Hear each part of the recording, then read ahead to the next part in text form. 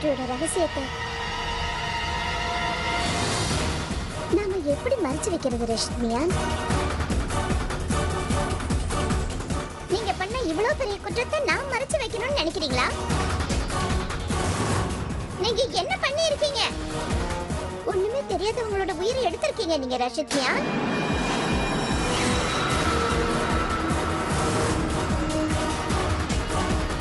உங்களுக்கு தெரியுமா இதனால உங்களுக்கு தூக்கு தண்டனை கூட கிடைக்கலான்னு?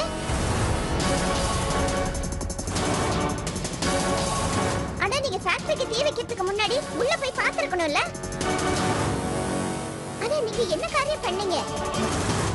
இல்ல இத நீங்க வேணும்னு தானே பண்ணிருக்கீங்க. இந்த கொலையை நீங்க பண்ணிருக்கீங்க. அத மறைக்கணும்னு இப்படி பண்ணிட்டீங்க.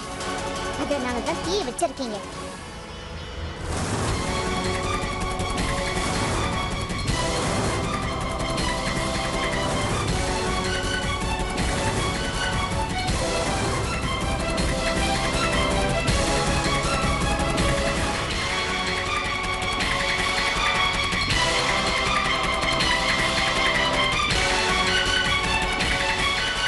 இப்பவும் அவர் நிரபராதி நீங்க சொல்ல போறீங்களா?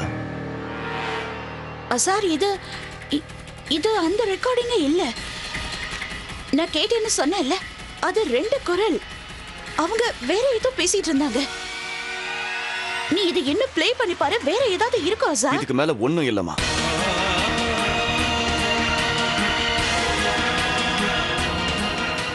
ஏற்கனவே கேட்டதுதான் இப்ப நீங்க மறுபடியும் கேட்டிருக்கீங்க. நீங்க மட்டும் நாம எல்லாருமே கேட்டோம். மிஸ்டர் ரஷீத் அகமது கான் ஒரு கொலைகாரர் தான். அம்மா நீங்க சொன்னீங்கல்ல, அந்த குதா உங்களோட வேண்டுதலை கேட்டுட்டாருன்னு. அது உண்மைதான். அவர் தான் இந்த பொம்மையை இங்க கொண்டு வந்திருக்காரு. நடந்த உண்மை என்னங்கிறது உங்களுக்கு தெரியணுங்கிறதுக்காக. இப்போ அதை நீங்க புரிஞ்சுக்கங்க. நீங்க தப்பான ஒருத்தரை காதலிச்சிருக்கீங்க.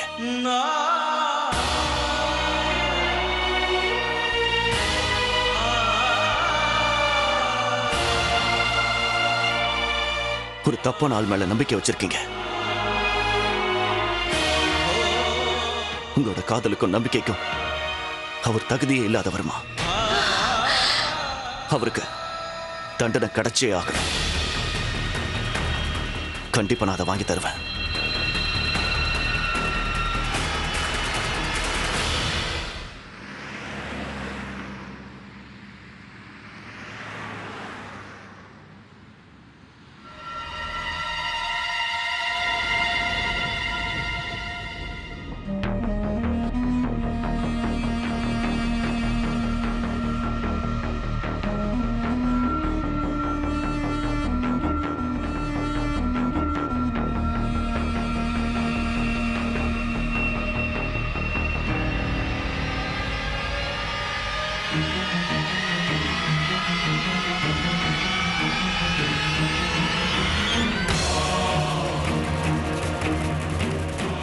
முக்கிய புள்ளி பில்டர் ரஷீத் கானோட கேஸ் இன்னைக்கு ஒரு புதிய திருப்பத்தை சந்திச்சிருக்கு. திடீர்னு அவர் மேல விழுந்த குற்றச்சாட்டு வலுவிழந்து போயிடுச்சு. கோர்ட் அவர் மேல விழுந்த குற்றச்சாட்டு ஒரு சதி திட்டம்னு சொல்லி ரஷீத் மியான் ஒரு நிரபராதின்னு விடுதலை பண்ணிட்டாங்க. இப்போ ரஷீத் மியான் கோர்ட்ல இருந்து வெளியில வந்துகிட்டு இருக்காரு.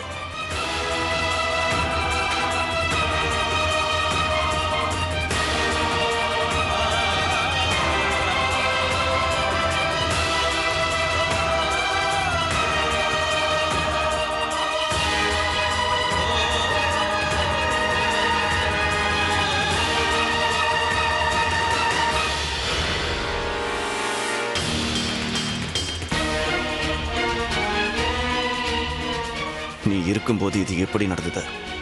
சாரி. கோ.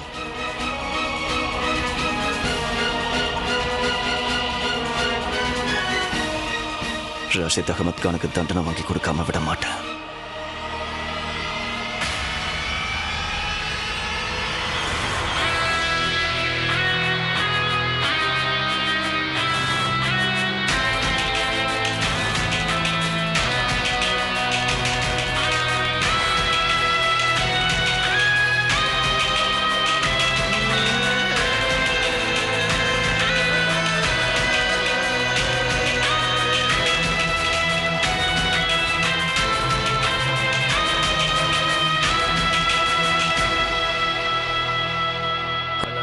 உங்ககிட்ட அப்பவே சொன்னல, என் அப்பாவை காப்பாற்ற நான் என்ன வேணாலும் செய்வேன்னு.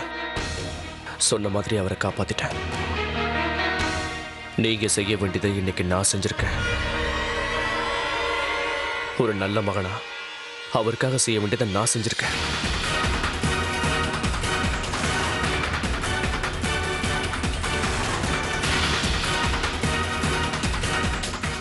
பாத்தீங்களா, இந்த யுத்தத்துல நான் ஜெயிச்சிட்டேன். ஆனா நீங்க இதுல தோத்துட்டீங்க.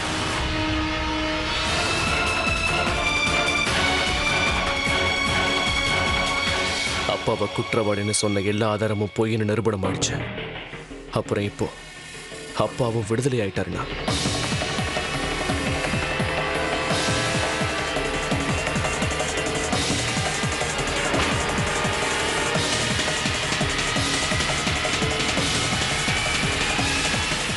நீ நிச்சயம் ஏதோ தப்பான வழியை தேர்ந்தெடுத்திருக்க.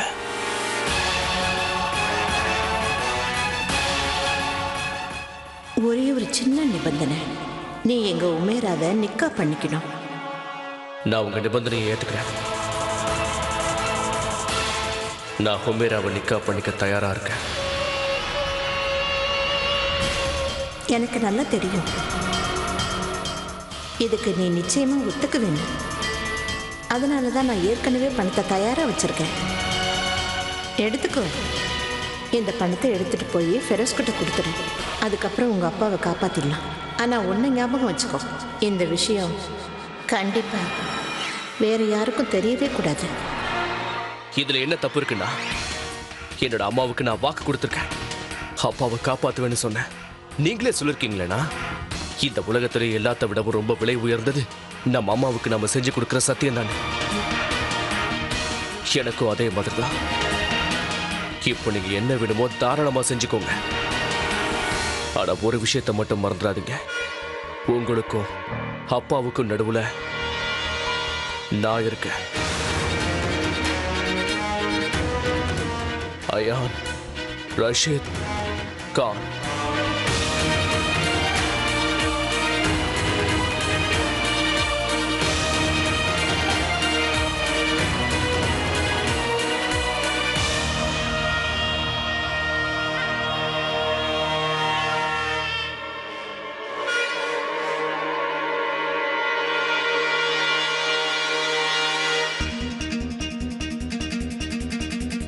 அப்பா,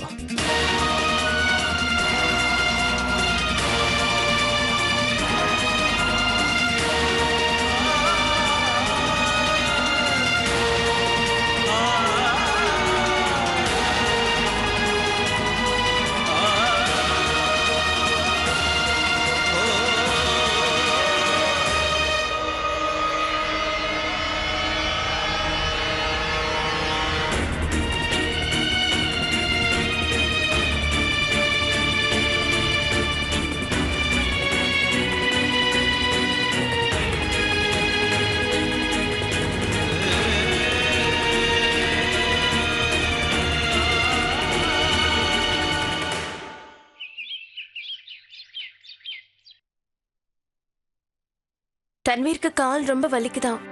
அவ தூங்கிக்கிட்டு இருக்கா, நான் அவளை எழுப்பல. அசார், நான் சொல்றது கொஞ்சம் கேளு. நான் சொல்றது கொஞ்சம் கேளு அசார். நடந்ததையெல்லாம் ஏன் மறக்க மாட்டேங்கிற? அசார், நான் சொல்றது கேளு.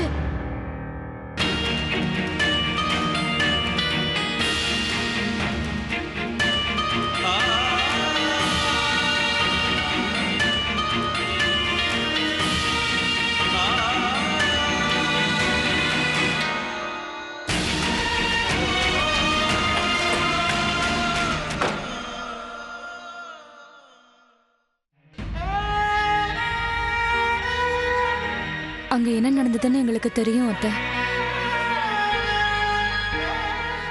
மிஸ்டர் கான் ரொம்ப கோவமா இருக்காரு. அந்த ஹுதா ஏன் என் வாழ்க்கையில எல்லாமே பாதி பாதியா கொடுத்தாருன்னு தெரியல. பாதி வாழ்க்கை, பாதி சந்தோஷம், பாதி வெற்றி, பாதி தோல்வி. எனக்கு ஒண்ணுமே புரிய மாட்டேங்குது. என் கணவர் விடுதலை ஆயிட்டாருன்னு சந்தோஷப்படவா, இல்ல என் பையன் தோத்துட்டான்னு வருத்தப்படவா? நான் அசாருக்கு எப்படி புரிய வைக்கிறது? ரஷீத் நிரபராதிங்கிறது, அவர் குற்றவாளி இல்லைங்கிறத நிரூபிக்க அந்த பொம்மையில தான் இருக்குங்கிறத. நான் கிளம்பவா? ஆ, அப்படின்னா அத்தை, அந்த பொம்மையில இருந்த ரெக்கார்டிங் வேற மாதிரி இருந்ததுன்றீங்க. அப்போ எனக்கு ஒண்ணுமே புரிய மாட்டேங்குது. என்ன நடந்துச்சுன்னு தெரியல.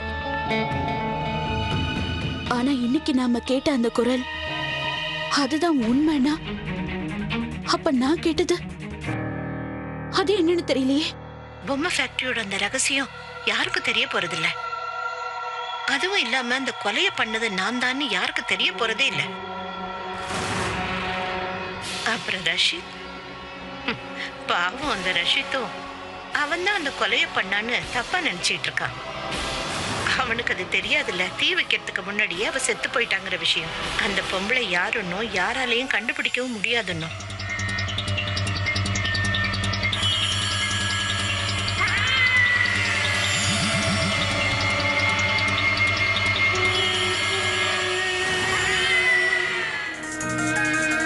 கடைசியில நாம போட்ட திட்டம் நல்லபடியா முடிஞ்சிருச்சு. மாஷா அல்லாஹ். நீ அந்த பொம்மையில இருந்த ரெக்கார்டிங்க ரொம்ப அழகாவே மாத்திட்ட. உண்மை என்னன்னா, நான் ரொம்பவே பயந்து போயிருந்தேன். எனக்கு என்ன தோணுச்சுன்னா, இந்த வேலையை உன்னால செய்ய முடியுமாங்கிற சந்தேகம். ஆனா நீ இந்த வேலையை ரொம்ப புத்திசாலித்தனமா பண்ணிருக்க. எப்படியோ கடைசியில நீ அந்த பொம்மையை அங்கிருந்து எடுத்துட்டு வந்துட்ட. பெல்லோ ராணி.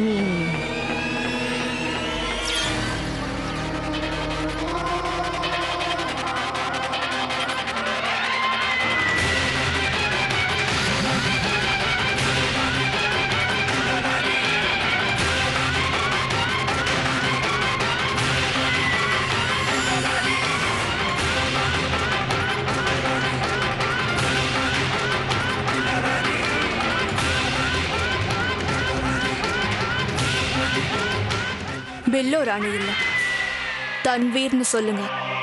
நான் ஏதாவது சொன்னேன்னா ரொம்ப பேசுறேன்னு எல்லாரும் சொல்லுவாங்க. உன் கண்ணு இந்த மாதிரி இருக்கிறதுனால உன்னை எல்லாரும் பில்லோ ராணின்னு தானே சொல்லுவாங்க. உனக்கு கூட தான் பாம்பு மாதிரி கண்ணு இருக்கு. அப்ப நீயே யோசிச்சுக்கோ, நான் உன்னை எப்படி கூப்பிடணும்னு. அப்படியா? நீ நான் சொன்ன வார்த்தையை வச்சு என்னையே கிண்டல் பண்றியா? விட்டு விடு. நீ அசாரோட பழைய ஃப்ரெண்டுன்னு சொன்னதை கேட்ட உடனே நான் புரிஞ்சுக்கிட்டேன். என்னோட இந்த வேலையை உன்னால மட்டும்தான் செய்ய முடியும்.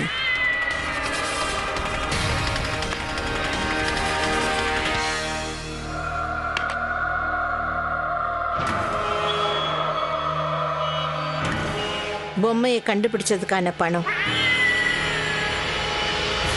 என்னாச்சு உங்களுக்கு? மூளை ஏதாவது குழம்பி போச்சா? நான் செஞ்ச வேலைக்கு இவ்வளவுதான் பணம் தருவீங்களா? அது சரி, இந்த பொம்மையை தேடி கண்டுபிடிச்சதுக்கு கஜானாவையே கொடுக்கணுமா? வேலை ரொம்ப கஷ்டமா இருந்துச்சு. எப்படி இல்லாமோ திட்டம் போட்டு வீட்டுல இருக்கிறவங்களை எல்லாம் எப்படி வெளியில அனுப்பி தேடினேன்னு எனக்கு தான் தெரியும். அப்படியா? சரி, அதை பண்ணிடுறேன். சாரி ஜாமி, என்னால உங்க கூட வர முடியாது. அதனால நீங்களே போங்களேன்.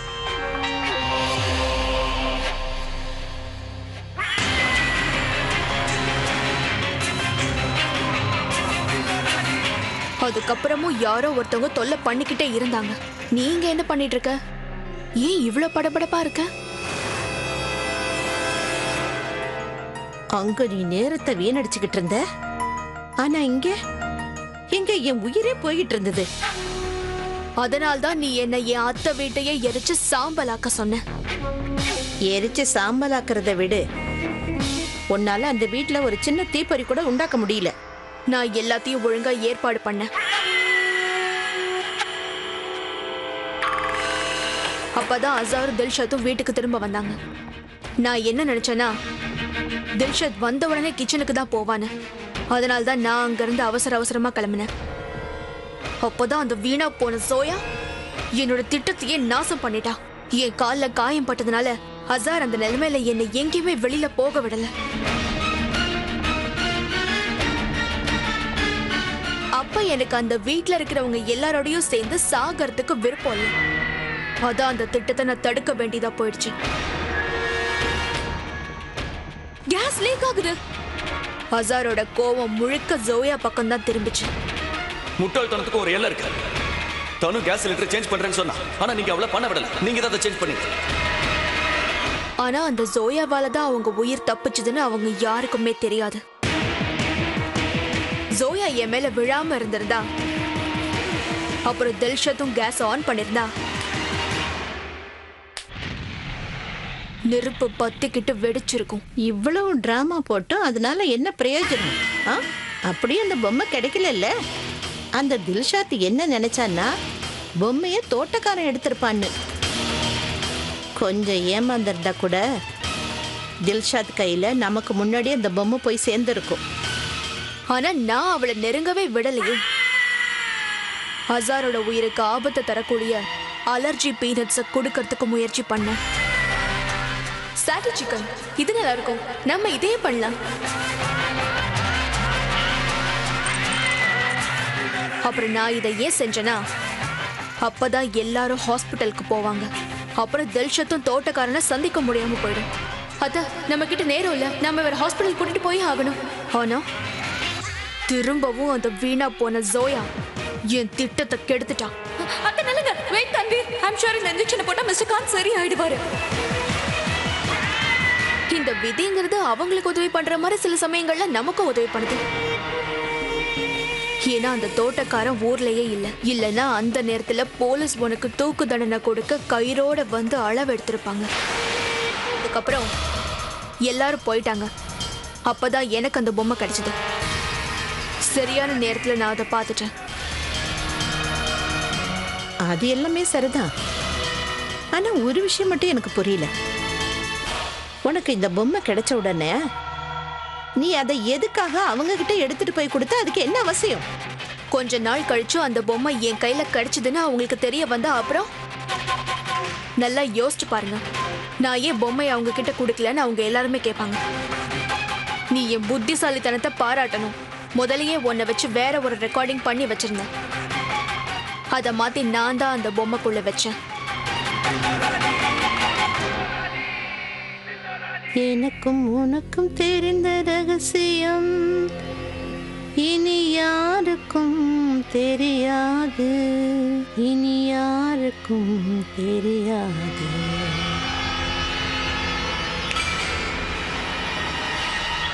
என்னோட இந்த குரல் நிச்சயமா இந்த குரலை இனிமே யாருமே கேட்க முடியாது.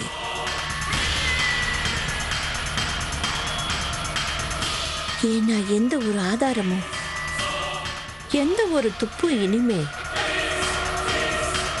அந்த பொம்மை ஃபேக்டரியில் நடந்த சதி எல்லாத்துக்கும் என்னை சம்பந்தப்படுத்தவே முடியாது.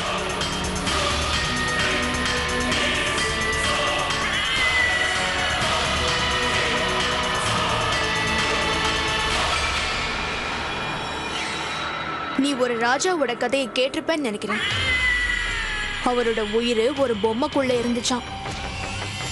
அதே மாதிரிதான் ஓ உயிரும் இந்த பொம்மைக்குள்ள இருந்துச்சு. ஆனா வா குதா, நீ உன்னோட உயிரோட விலையை ரொம்ப சீப்பா முடிச்சிட்ட. ஏய், பொம்மை நாட்ட பொம்மை வேணும்னா நம்ம கண்ணுக்கு முன்னாடி ஆடலாம். ஆனா அந்த பொம்மையை ஆட்டி படைக்கிறவன் யார் தெரியுமா? நூலை கையில வச்சிருக்கிறவன். நீ இல்லைன்னா என்ன, நான் வேற ஒருத்திய பொம்மையாக்கி என்னுடைய குறிக்கோளை முடிச்சிருப்பேன். புரிஞ்சுதா? அடுத்த தடவை நீ எங்கிட்ட பேசுறதுக்கு முன்னாடி இது எல்லாத்தையுமே ஞாபகத்துல வச்சுக்கணும். பில்லோ, தன்வீர், ராணி.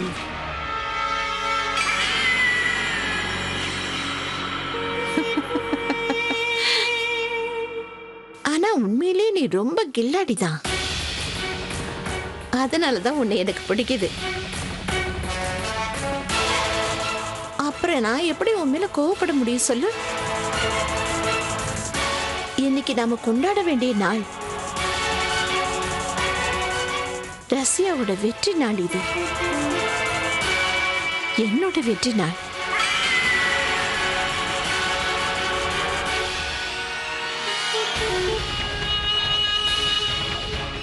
எனக்கு தெரியும்